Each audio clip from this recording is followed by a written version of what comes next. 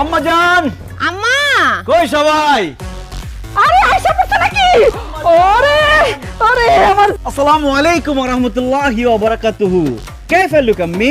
জামাই বাবাজি, এই যে সালাম দিছো এটা বুঝছি, ওয়ালাইকুম আসসালাম, কিন্তু এরপরে এটা কি কইলা? ওই যে কুয়ার মধ্যে কে ফাল পারছে আর শালুক কুরাইছে কে?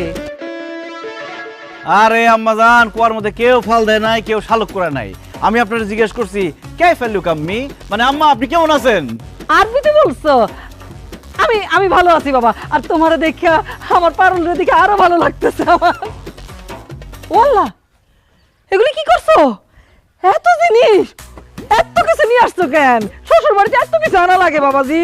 আম্মা আমি তারে কতবার করে বলছি আম্মা একটু পান খায় আর একটু মিষ্টি জিনিস খায়, পান সুপারি আর মিষ্টি নিয়ে যাও না, সে বাজার পুরাটাই ব্যানের মধ্যে তুইলা নিয়ে পড়ছে। আনুম না কেন কোন আম্মা? আমি সৌদির বাদশা মোহাম্মদ বিন সালমানের কোম্পানিতে চাকরি করি। সৌদির রাজা বাদশার সাথে আমার উঠা বসা। আমি শ্বশুর বাড়িতে কম জিনিসপত্র নিয়ে আসতে পারি কোন আম্মা? না না না, একদম না। আমার জামাই বাবাজি সৌদির বাদশার সাথে থাকতে থাকতে মনটা কত বড় হয়েছে, আর চেহারা ছবিটা দেখি একেবারে বাদশার মতন হুবহু মিল পাইতেছি। ধন্যবাদ আম্মা। আমি বিদেশ থাকতে আপনি কইছিলেন না আপনার একটা স্বর্ণের চেনের খুব শখ। শখ করলে কি আর হয়? সব শখ কি আর পূরণ হয় বাবা? আমার শখটা পূরণ করে দাও। হ আম্মা, এই যে তোমার জামাই সৌদিতে 22 ক্যারেটের স্বর্ণের চেইন লয়ে আইছে তোমার লেখা।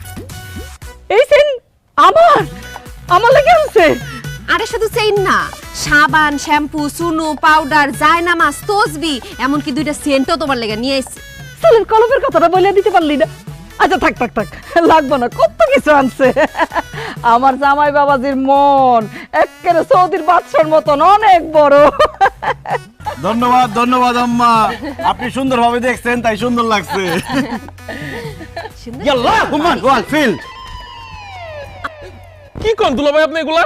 আমি কইলাম হাতির বাচ্চা তুই কে? আরে তুমি ওটা চিন্তাছো না, আমার ছোট ভাই মন্টু, তোমার শালা। কি মন্টু?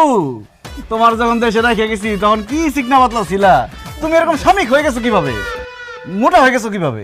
আরে দুলা ভাই আর কইন না, সারাদিন বাসায় খাই আর ঘুমাই, খাইতে আর ঘুমাইতে ঘুমাইতে মোটা হয়ে গেছি। দুলা ভাই আমার লেগে সৌদি থেকে আপনি কি আনছেন? আমার মোবাইলটা না নষ্ট হয়ে গেছে, আপনি কি আমার লেগে একটা মোবাইল আনছেন? আরে তোমার যে একটা মোবাইল লাগবে সেটা আমার জানাইবে না তুমি? আমি তো আমার বোনের লেগে একটা টাচ মোবাইল নিয়ে আসছি, আমার সময় একটা নিয়ে আসতে পারতাম না? ইমো তো জানাই দিবা না তুমি? আপনার এই মধ্যে ফোন দিই না ডরে, আপনার ফোন দিলে তো আপনার ফোন কাটেন না, খালি কথা কইতেই থাকেন কইতেই থাকেন। কি আর করব রে ভাই, দেশ থেকে কেউ ফোন দিলে ফোন আর রাখতে ইচ্ছা করে না। আচ্ছা ঠিক আছে, এবার যখন বিদেশ যাবো তোমার লেগে একটা টাচ মোবাইল নিয়ে আসুন। না না দুলা ভাই, আমার টাচ মোবাইল লাগবে না, আপনি না আমার একটা হুন্ডা কিনা দেন, আমার হুন্ডার খুব শখ। আরে হুন্ডা তো কিনছি। কোন কি দুলা ভাই, এটা আমার লেগে কিনছেন? এটা আমার লেগে কিনছি, আমি চালামু, কিন্তু আমি সৌদি যাওয়ার আগে তোমার এটা দিয়ে যাবো নি। থ্যাংক ইউ দুলা ভাই, থ্যাংক ইউ। আচ্ছা জামাই চলো ঘরের ভিতরে চলো, আজকে তোমার পছন্দ মতো সব রান্না আমি নিজের হাতে করবো। চলেন। আচ্ছা ঠিক আছে, যাও সাবধানে। আরে ছোট বোনের সাথে চাবিটা দাও। পারবো পারবো, এই ঘর ঢোকো সব।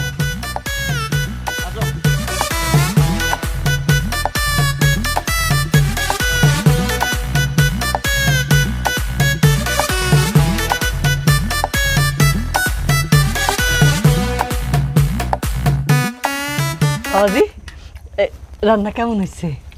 হয়েছে মোটামুটি আম্মা, খুব একটা ভালো না। কি কইলেন আপনি? আম্মা এত কষ্ট করে রান্না করছে সারাদিন লাগায়, আপনি দেখতেছেন খান ভালো হয় নাই। রাগারাগি করতেছিস কেন? আরে জামাই বাবাজি কি দেশে থাকে নাকি? হ্যাঁ, ওই যে বিদেশে বাদশার সাথে বসে বসে খায় না, কত মজার মজার খাওন। আচ্ছা জামাই বাবাজি, আমি একটা প্রশ্ন করি। করেন আম্মা। এই যে তোমরা বিদেশে যে এই খানা দানা খাও, এই খাওন দানগুলি কেমন? কি আর কম আম্মা, বিছানার মতো একটা প্লেট, এই প্লেটের মধ্যে পোলাও, ডিম, আস্ত মুরগি, আস্ত খাসি সব একসাথে থাকে। আমরা 10-15 জন একসাথে খাই। কি কও, আস্ত খাসি আস্ত মুরগি খাও, তোমার ঘিন লাগে না? কি কয় আম্মা, আস্ত মুরগি কি কাঁচা থাকে? রান্না করে আস্ত মুরগি, রান্না করে আস্ত খাসি খাই, কি লাগবো কেন? তাছাড়া সৌদিতে আমরা আস্ত খাসি, আস্ত দুম্বা পুরো খাই ফেলাই। আস্ত খাসি আস্ত দুম্বা বলে পুরে খাই, এটি খাই কেমনে? আরে আস্ত খাসি বা দুম্বারে প্রথমে আল্লাহর নামে জবাই করি, এরপরে চামড়া ছিলি, তারপরে ঝোলাই দেই, নিচে দিয়ে কয়লা দিয়ে আগুন দেই, আস্তে আস্তে সিদ্ধ হয়, পরে চাকু দিয়ে কেটে কেটে কেটে কেটে খাই। এই কাঁচা কাঁচা মাংস খান, ওরে ওরে বারবিকিউ কয়, খাইলে বুঝতা কি টেস্ট। ভালো লাগতো না। দুলাভাই কি কন আপনার আস্ত খাসির কথা হই না তো আমার আপনার লগে বিদেশ যেতে মন চাইতেছে। আপনি আমার বিদেশ লয়ে যান না দুলাভাই। কি কর তুমি বিদেশ যাইবা? জামাই বাবাজি একটু একটু সাদা ভাত দেই। না মা নিয়ে নেবো নে। ও মন্টু যেটা কইলো এটা কিন্তু তোমার কাছে আমার একটা অনুরোধ আছে বাবা।